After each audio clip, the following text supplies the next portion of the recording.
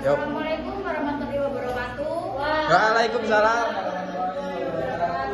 Saya Yasemin Gusmanda, Prodi Perbankan Syariah Semester 4 dengan dosen pengampu Ibu Nur Alfiwatamin MHI ingin mempresentasikan konsep ijarah dalam perspektif Al-Quran dan Hadis serta implementasinya dalam perbankan syariah. Yang pertama di sini ada konsep ijarah dalam perspektif Al-Quran. Ijarah merupakan salah satu akad penting dalam muamalah Islam yang memiliki landasan kuat dari segi bahasa, fikih dan dalil Al-Quran. Secara etimologis, ijarah memiliki arti nama untuk sebuah upah. Dalam terminologi fikih Islam, ijarah didefinisikan sebagai akad antara dua pihak, di mana pihak pertama menyerahkan manfaat suatu aset atau jasa kepada pihak kedua dengan imbalan tertentu yang telah disepakati bersama. Ijarah memiliki dua bentuk utama. Yang pertama ada ijarah al-a'yan, yaitu sewa menyewa benda berwujud seperti rumah atau kendaraan. Yang kedua ada ijarah al-amal, yakni sewa jasa atau tempat kerja seperti kontrak kerja. Keabsahan akad ijarah ini telah disepakati oleh ulama dari 4 mazhab besar selama syarat dan rukunnya memenuhi dengan jelas.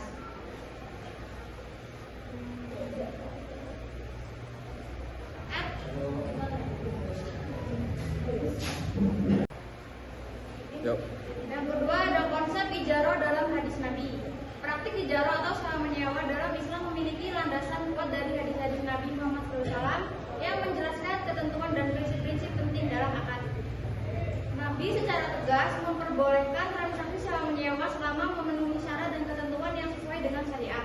Salah satu hadis yang sering dijadikan rujukan adalah sabda beliau, "Berikanlah upah kepada pekerja sebelum keringatnya kering." Hadis ini menegaskan kewajiban memberi imbalan secara tepat waktu sebagai bentuk keadilan dalam hubungan kerja dan transaksi.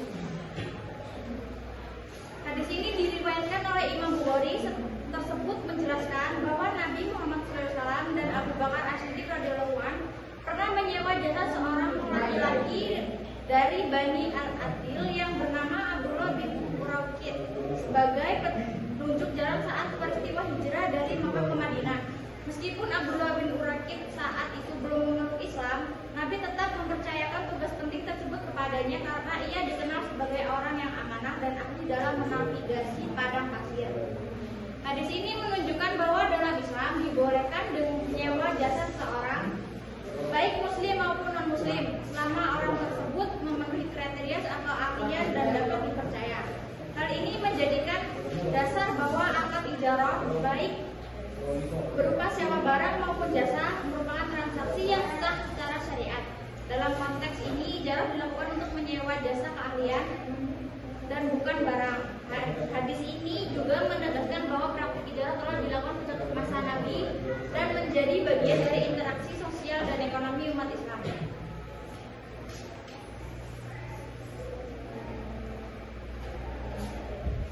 Prinsip-prinsip fikih dalam akad ijarah. Akad ijarah merupakan salah satu bentuk transaksi yang banyak dibahas dalam literatur fikih Islam. Agar akad ini sah dan sesuai syariat, terdapat sejumlah prinsip dan ketentuan yang harus dipenuhi. Mayoritas fuqaha dari empat mazhab yaitu Hanafiyah, Malikiyah, Syafi'iyah dan Hanabilah sepakat bahwa akad ijarah memiliki 4 rukun pokok yang menjadi fondasi keabsahan rukun-rukun. Ini menjadi syarat mutlak yang tidak boleh diabaikan dalam melakukan akad ijarah. Rukun pertama adalah pihak yang berakad atau al-ansidan. Kedua, belah pihak yang terlibat dalam akad memiliki kelayakan hukum.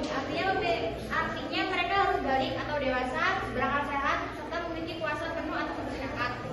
Yang rukun kedua ada objek sewa atau maqbud alaih, yang harus berupa manfaat dari barang atau jasa yang halal dan jelas keberadaannya. Yang ketiga ada rukun imbalan atau upah yang disebut ujrah. Dalam akad ijarah, jumlah, jenis dan waktu pembayaran ujrah harus jelas dan disepakati oleh kedua belah pihak sejak awal.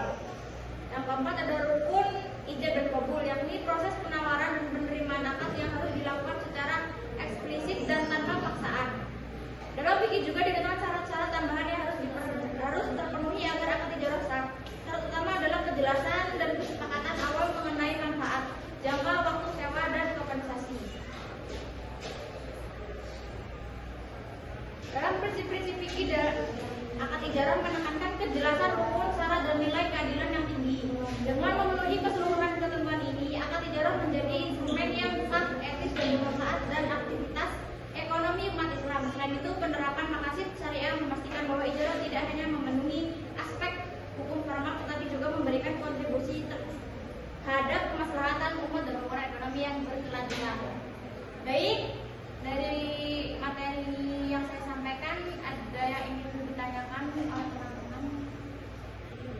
Izin bertanya.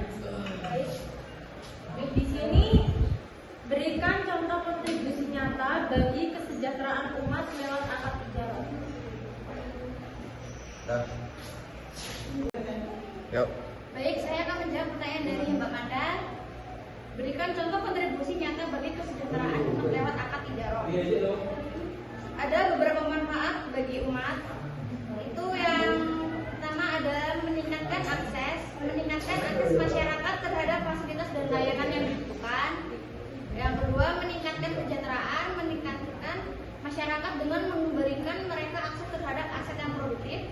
Yang ketiga, mendorong pertumbuhan ekonomi dengan memberikan dukungan kepada usaha kecil dan menengah. Dari jawaban yang saya berikan, masih kurang jelas atau cukup? Oh, baik. Sekian presentasi dari saya. Apabila ada kesalahan, saya mohon maaf, dan kepada Allah saya mohon ampun. Saya akhiri. Wassalamualaikum warahmatullahi wabarakatuh. Waalaikumsalam.